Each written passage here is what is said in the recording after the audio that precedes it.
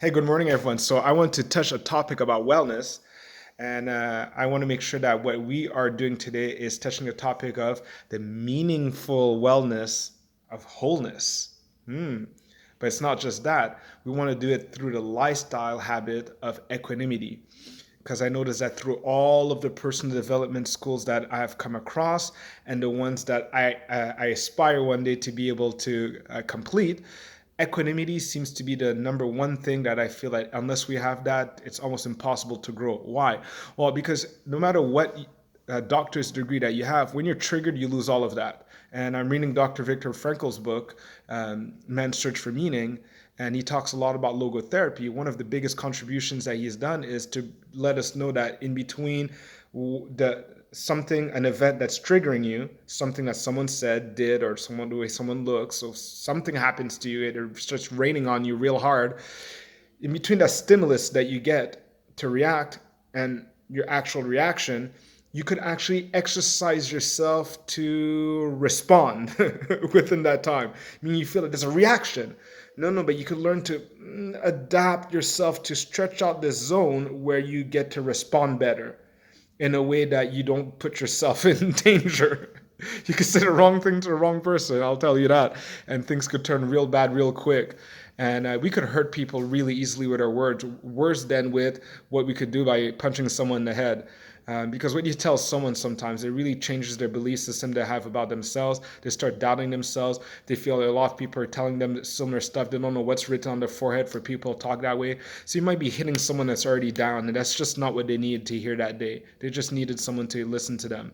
So you got to understand that when you get triggered, it's okay. Like, this is not really how you want to respond, but you're just used of reacting. You haven't matured that faculty yet. So let's go deeper into wellness, what wellness is and what we could do about it.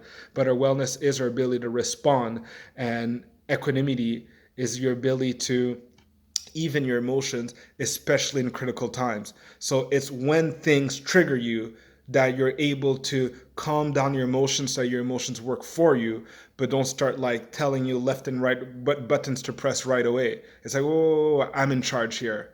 All right, let's work together. See, you're working with your emotions. So, wellness, you ready for this, everyone? Wellness is a term that refers to an optimum level of health and fitness. Good. I like how wholeness was talking about physical and mental health, and now wellness is saying that, well, it's a term that refers to the optimum level of these two things, and that allows an individual to function actively and fully over the full range of the life activities. Well, yes. If you want to be intelligent with your wellness, you have to adapt what's the worst that could happen and what's the best that could happen, and am I fit for that? And if not, then you find yourself avoiding things in life or just missing out on the most amazing things in life, such as, oh, I would do this, but I can't swim. Well, I guess you need to get fit to start swimming. I'd like to do this activity, but I don't think I'm fit enough to, have fun and have a jog in the park with some people. Well, I mean, you got to start somewhere. So it's just for you not to miss out on life. And there's obviously a lot of impacts on your immune system, so you're not sick all the time, and that just becomes a habit. Another thing is when you go on vacation, there's just so much new activities to do out there. But if you don't know your body and how it adapts to different situations when you're doing physical activity, you could get hurt in those activities, or you just will avoid them altogether. You want to be excited about it. I want to do horseback riding right now. I want to go gliding in the air one day. I want to go do some weird bungee jumping one day. Like, even if bungee jumping is not something that will affect you directly with your endurance or physical strength or endurance. For me, when I did bungee jumping, I was up so high that I had a mid heart attack, and I think it's just because I was fit that I did not have to have like 911 come and save my butt and bring me to the hospital. I had a mild heart attack in midair. And I was able to enjoy it and be like, oh, I feel so good now. I think it's just because I was fit. So hey, listen, there's just so much activities for us to discover out there, and I mean, if we don't have a good core to be able to adapt to the different type of shocks, I'm seeing myself on these four-wheelers in the forest and stuff like that. Your body's always going to be vulnerable, and you're going to get hurt by having fun. So definitely, I agree with that here. You want to be able to function properly in the stress of your everyday life. And it's even how you show up in life. If you have a bad posture, it's like, why does no one pay attention to me? Why am I always sad? Well, did you have the posture of sadness and of no one paying attention to you? But when you're here all the time and you're always able to be sharp here, whoa, it's like, whoa, this person has exercised a certain presence. Yeah, you take yourself more seriously as well, and people will too. Now, next here it says, yes, there's an aspect of physical, emotional, spiritual, social, intellectual wellness that comes from you being fit for it. When we're talking about wellness, there are different dimensions to it. There are even 7 of them. There's also, I perhaps didn't mention environmental and occupational. Good. Awesome. Next, wellness is an active process of becoming aware of and making choices. So it's an active process.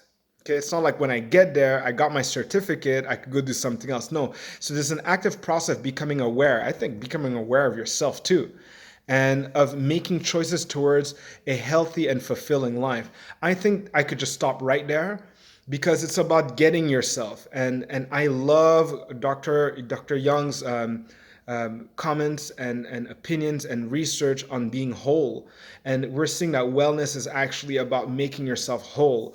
It's about being aware of yourself and making choices in which you feel that you're getting healthier and you're feeling that you're exercising an ability that is more fulfilling to you. So you're feeling more fulfilled and you could feel the gap of being unfulfilled. So you could start paying attention that if it's been 10 years you've been spending your money on excessive shopping, and you could have noticed after 2 months that that's not fulfilling, then that's a wasted life.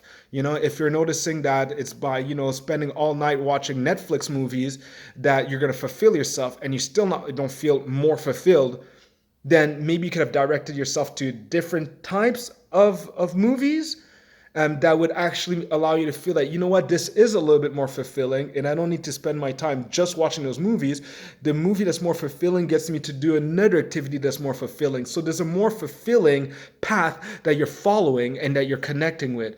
And that is something where by doing the same activity, your mind is actually elsewhere. It's actually trained to fulfill you in a way that you are living a more meaningful life, and you will never think about ending your life when you're feeling that you're getting closer to the core of who you truly are and have always been, and then you want to get better at that. And they're saying here that wellness is more than being free from illness. Yeah, because some people think, wow, I guess I'm healthy because I'm not sick. It goes beyond that, okay? And they're saying it's a dynamic process of change and growth. Again, I could stop right there, but to go further, it's a state of complete physical, mental, social well-being, and not merely the absence of disease or of infirmity. And people like to think that everything's well because they don't have like something critical. So they're just trying to see, well, how much fun can I have without having a critical disease? And when they get the critical disease, they hope that one pill will make it go away. They're sick instead of looking at what might have led them to be sick, what might have led them to have a headache, might led them to feel so disempowered and so down. They just try to take a pill to make it go away.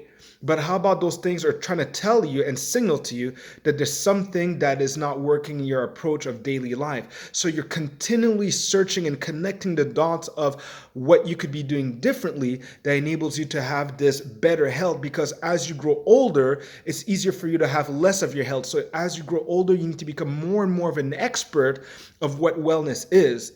And last, they're saying it's the quality or state of being healthy in the body, the mind, and especially as the result of a deliberate effort, not a pill, as a deliberate effort. That's how you could feel well, because it's who you're being. It's like, I noticed it, I acted on it, I did amazing, I'm proud of myself, I don't need anyone to validate that. I feel amazing by what I could measure that I'm doing differently.